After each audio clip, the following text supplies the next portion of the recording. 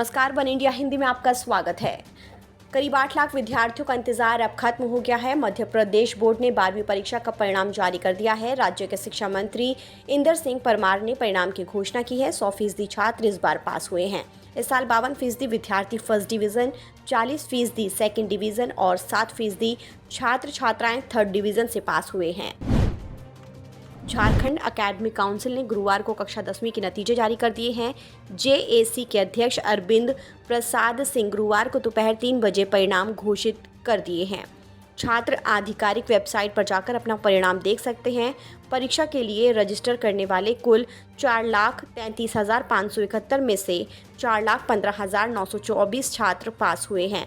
इस साल 92.835% के साथ दुमका का प्रदर्शन सबसे बुरा रहा। 97.825% के साथ गिरिडीह जिला पहले स्थान पर रहा। मोदी सरकार ने मेडिकल कॉलेज में एडमिशन में ओबीसी और आर्थिक रूप से कमजोर वर्ग के छात्रों के लिए आरक्षण मंजूर कर दिया है। अब दोनों ग्रेजुएट यानी एमबीबीएस और बीडीएस पोस्ट ग्रेजुएट और डिप्लोमा स्तर के मेडिकल कोर्सेज में प्रवेश के लिए अन्य पिछड़ा वर्ग के छात्रों को 27% और आर्थिक रूप से कमजोर वर्ग के छात्रों को 10% आरक्षण मिलेगा।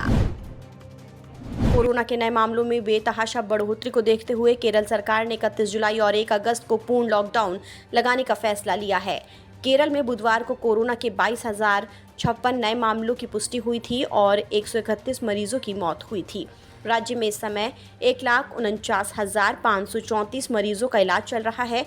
अब तक 31,60,804 मरीज संक्रमण से उभरे हैं और 16,457 मरीजों की मौत हुई है। संसद के मानसून सत्र के दूसरे हफ्ते का चौथा दिन था।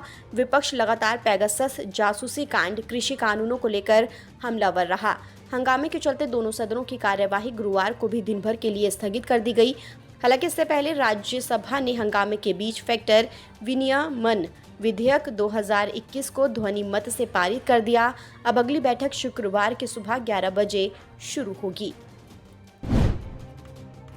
कांग्रेस के पूर्व अध्यक्ष राहुल गांधी ने गुरुवार को केंद्र सरकार पर विपक्ष को अपना काम नहीं करने देने का आरोप लगाया है। उन्होंने कहा कि संसद का समय बर्बाद नहीं किया जाए।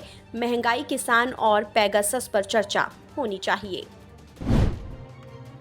उत्तर प्रदेश का विधानसभा चुनाव नजदीक आते ही भारतीय जनता पार्टी ने अपनी तैयारियों को तेज कर दिया है। बीजेपी ने केंद्र सरकार में उत्तर प्रदेश के बनाए गए नए मंत्रियों को जन आशीर्वाद यात्रा निकालने के निर्देश दिए हैं।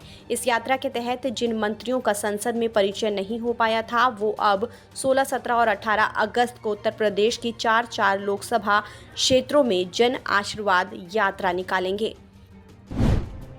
यूपी में चुनावी बिगुल बज चुका है। सभी दल अपनी गोटी बिछाने में लगे हुए हैं।